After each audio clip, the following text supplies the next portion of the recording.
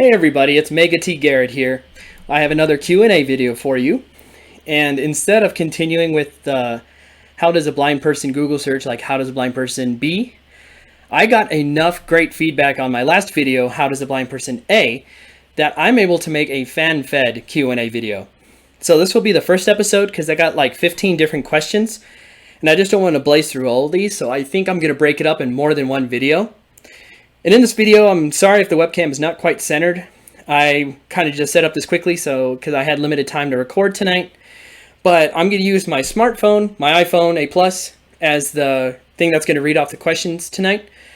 We're just going to go through, I haven't scripted these answers, and we're just going to go through these questions. I've organized them basically, whoever commented first, and just going down the list and answering the questions as openly as I can. So let's just get started with the first one. It's from Cloud Shooter, is the subscriber. And his question is, One Cloud Shooter, were you born blind or became blind? Were you born blind or became blind? So I lost my sight at age 10. I have seen before, but I've always had limited sight. I've always been legally blind. I had 22 eye surgeries before the age of 10. Due to different complications. I had glaucoma, inflammation, corneal transplants. I was born with cataracts, and I had retinal detachments. No idea why any of those actually happened, but they required surgery to correct the problem. Otherwise, I would have lost my sight a lot earlier. And I lost my sight completely at the age of 10 due to my eyes with all the trauma filled up with scar tissue. I lost the left eye at 5 and the right eye at 10. The sight I had basically just before I went blind, I could see about 5 feet with my right eye, which wasn't very much, but it was some. And they tried to remove the scar tissue with surgery, but it just kept coming back like a few days later.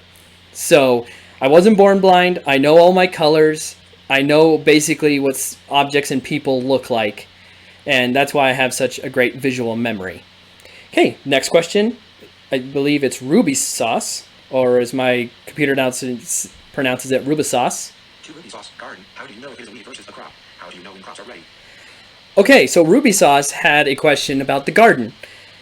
They wanted to know, how do you know the difference between weeds or crops, and how do you know when crops are ready? That's a good question. I can see how definitely, especially when plants are super young, to tell the difference between a weed and a crop, because they basically are small little green things. So basically the way I can say that is through experience. Like, for instance, we're growing okra, tomatoes, cucumbers, onions, and carrots. I've grown those often enough that I know what the plant feels like. An okra is a tallish plant with very wide leaves. A tomato plant is easy because you just rub your fingers on the leaves and smell your fingers. It smells like a tomato plant. Cucumber, first year growing that, but it's got very almost velvet-like leaves, and it grows like in a vine. Onions have leaves that are kind of roundish, like a green onion, kind of, but they're regular onions. And carrots just got a bunch of long stems with leaves on the end, and if you feel down, once they're mature enough, you can feel the top of the carrot. Most of the weeds we have around here, the two big ones are thistle, which is like a hard stalk and kind of a prickly leaf, and bindweed, which is just this weed that is just thin and stringy and gets over everything. So just through experience, I can feel the difference in those, but I can definitely see if they're young enough, it's kind of hard to tell, so I have to wait until they're big enough.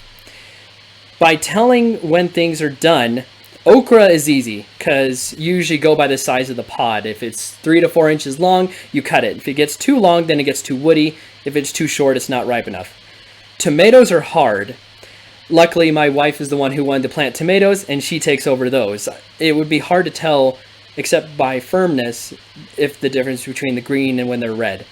Carrots, I just wait until the first frost of the year, and I live in Colorado, so by the first frost, they're usually really good to pick. Corn. We grew corn last year. We don't have any this year. But corn, if you puncture one of the kernels with a finger, it's either going to be a milky substance or a watery substance, and I just feel the thickness of that water to know when they're ready. Cucumbers, size again, 3 to 4 inches. Onions, I don't know yet because we haven't actually harvested any. So I have some experience in knowing when they're done, but tomatoes are definitely a hard one. I can see how other ones would be hard as well. But that's how I do that. Okay, I think we're ready for the next question. 2 Ruby sauce, 2 3 beer. What coordination do you need for travel on your own? So, Slash work. Breer DHF or Breer. So, they asked, what kind of coordination do you need when you're traveling for business/work? So there are two main ways that I get around. I use a cane, which for the blind, it's a cane that's got it's not curved at one end for the handle, it's straight. Most of the shaft is white, and there's a red reflective strip near the end. The major way that I travel around is actually have a seeing eye dog.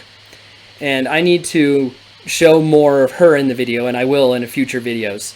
And I need to show the cane as well. I want to do a comparison video there. So those are the two main ways I get around. When I travel to work now, I used to have a job where I could walk to work, but then I moved to a different company, and now I have to take the bus. And the buses around here, they have speakers outside the bus to tell you what bus it is. Also, the drivers are friendly enough to tell me most of the time. And I just know when to get off because I can hear my stop. And with the city that I live in, if you call the city and tell them to put a automated light system, street crossing system on any of the major intersections in the city, they'll do it. And I have one of those to cross one of the busy streets I have to, because I have to transfer buses. If I can't get to the bus or I have to get there at a different time, I usually call an Uber or a Lyft. I've been using Lyft for a very long time, and I just love their service very much. I've never waited more than 8 minutes for a Lyft before. But I want to do a video more about showing my seeing eye dog and cane and how those two different types of travel differ. Of course, everybody would love to see the dog more. So we'll cover that in a future video. Okay, next question. For Alexei Petrov, how do you pick out your outfit every day? Alexei Petrov, and I'm sorry if I'm mispronouncing any of these. How do you pick out your outfit every day? And they went on to basically ask if they had any fashion sense or if I basically based it on function. And I am a functional dresser. I don't like to match outfits or anything. I just find it unnecessary. So the way I mostly do my clothing is when I go to work, it's mostly just a nice pair of jeans and a polo. Workout, it's workout shorts and a t-shirt like I'm dressed now. Or casual is usually just a pair of cargo shorts and a t-shirt. And if I'm dressing up, I usually throw just a pair of slacks, either black or khaki in there. So the way I basically match my clothes is the bottoms are always some kind of neutral color, like black or khaki slacks, blue jeans, monotone colored shorts like blue, black, or gray. And then I just go with whatever top that is a polo that are usually ranges from black, blue, grays, greens, definitely a lot of blue, black, and gray. T-shirts, usually from all the races I've done and a couple other things. And shoes, I usually try to pick shoes that are monotone in color. So it's mainly just picking things that go with each other all the time. And I just literally hang up my shirts when they're done laundering. I put them on the right and I pick from the left. That way all my shirts get used and everything. I don't just use up my favorites and then have my not favorites to wear. So I just keep the bottoms in a way that will always match the tops. And that's how I just dress every day. Okay, next question. By Katie Nuss, how does a blind person program? Let me get this name right because I want to make sure they Insert the new line. know it's them. 6 space cap n. Whoop. Cap n space 6. Excuse me here. Words. Program person blind A. Does how Katie Nuss 5 characters space cap K cap D cap N A Z colon space. Okay, Katie Maz. And I'm sorry if I'm mispronouncing these again. But again, they asked, how does Words. Blinds. get back to that? How does a blind person program? How does a blind person program? Because a lot of people know that I actually do software engineering as my career. So Katie Maz wants to know, how do I actually program? And the main way is with the screen reading software that you've heard on my computer before. It's having the ability to go through the code line by line. I can also by character or word by word. I can also set the screen reader to read out punctuation or to leave it alone. I want to do a video on this where I basically write a hello world program and have everybody listen to that to see how I actually program. So that will definitely be a future video because I know I can explain it that way, but I think a more practical example will do better. But that's basically how I program. It can be a few lines of code or a few hundred. Find functions and stuff like that are really helpful as well. But pesky semicolons sometimes get missed a lot. But turning on the punctuation to high so I can read all those. I would say I'm definitely slower than someone who's visual. There's no getting around that. And formatting, like making sure all your braces are indented and everything, I'm really bad at that. Luckily, I use a program where I can just push a keystroke and it does all that for me, which is nice for my sighted peers. So that's basically the gist of programming. I will do a future video on that for sure. And 6 Nick S. I noticed there seems to be a hole going horizontal across the wall behind you. What is that? so Nick S asks, I noticed seems to be a pole on the wall going across horizontally behind you. What is that? So the last Q&A video, it was in my basement, and that's where I have my home gym and my firearms and everything. But the pole that actually is going across behind me, you can't see it in full view. It's actually a barbell that I actually hung on the wall right there. And in a couple days, I'll be releasing a video of my home gym tour, and it will make a lot more sense what that pole actually is. You can't see it in full view, so I can see how it can be looked at as like a rail, basically, to help me navigate. But it's just really a barbell. It was just basically the best place to set up at the time. Right now we're in my living room, so I will be doing that tour, and that will make a lot more sense once we get there. All right, we're on question 7, which is the last one for tonight. 7 Caesar Bonzaretta. You said you are interested in firearms. How do you aim when you are firing a gun? Caesar Gozarita. I'm so sorry. I'm not good at these last names and everything. But they wanted to know, you said you have an interest in firearms. So how do you aim when you're shooting a gun? So there are several methods I use, and I hope to bring those to you in the future. For instance, when I'm using a handgun and I'm doing defensive shooting, like shooting at a silhouette target at less than 3 to 5 yards, we've come up with a method basically where when I'm holding the pistol center chest with both hands, I establish this muscle memory, and I hope you can see my hands right now.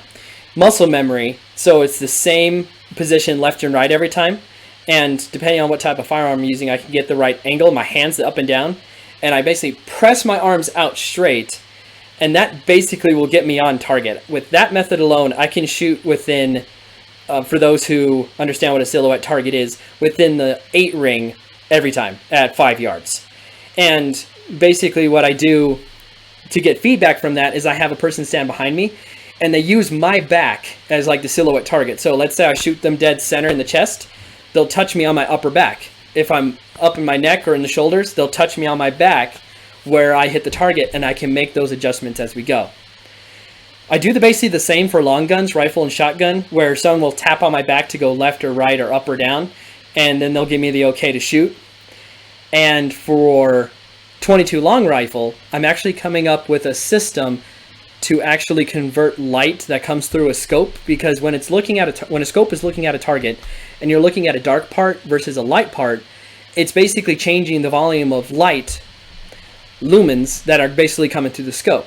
If you can turn that value into a sound to read in headphones, and I'm not the first blind person to do this.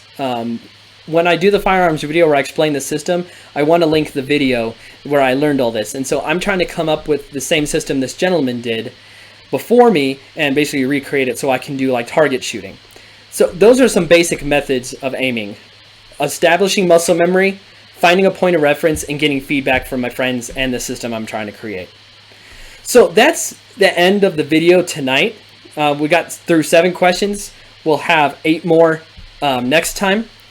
And I would also encourage you to comment on this video as well, because we can do a lot more of these. I'd hate to resort back to Google telling me what questions to ask, because I want to hear from you guys.